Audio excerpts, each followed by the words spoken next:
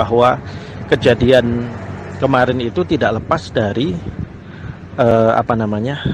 kelakuan orang-orang Syiah itu sendiri, karena mereka selalu mengadakan acara di tempat itu dan protes laskar dan warga sekitar gitu ya. Warga sekitar situ pun sebenarnya gerah dengan Syiah itu, dan mereka tidak suka dengan itu karena mereka tahu adanya kegiatan Syiah di rumah itu akan memancing permasalahan di kampung mereka, dan warga resah. Bahkan informasi yang saya dapatkan, laskar itu bergerak justru dari awalnya adalah laporan warga.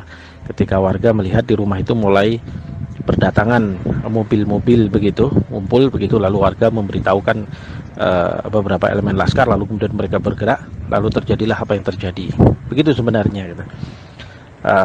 Jadi jangan hanya melihat dari sisi bagaimana laskar itu bereaksi, justru mereka itu bereaksi dari aksi yang dilakukan oleh orang Syiah sendiri di tempat tersebut, yang mereka melakukan kegiatan-kegiatan mencela sahabat dan sebagainya itu, ya, ritual-ritual mereka. Bagaimana mereka akan kita sebut sebagai Habib kalau mereka ini adalah, maaf ya kalau saya agak sedikit bahasa saya agak kasar gitu. Mereka ini kan sebenarnya penjahat kelamin. Mereka ini kan pelaku mut'ah. Mereka ini kan menghalalkan apa yang diharamkan oleh Allah. Mereka merusak ayat-ayat Allah, bahkan mereka mencela sahabat-sahabat Nabi. Mereka adalah orang-orang yang menyebut istri-istri Nabi itu para pelacur. Jadi ini berat gitu loh masalah ini gitu. Jadi istilah Habib ini perlu kita dudukkan dulu.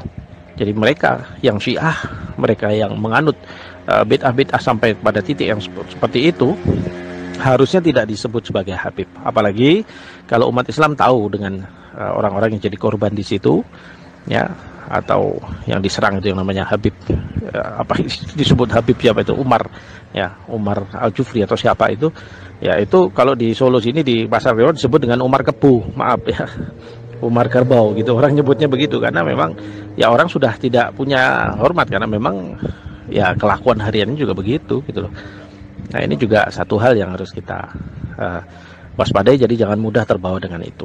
Ya, ini terlepas dari saya mendukung aksi para laskar itu kemarin.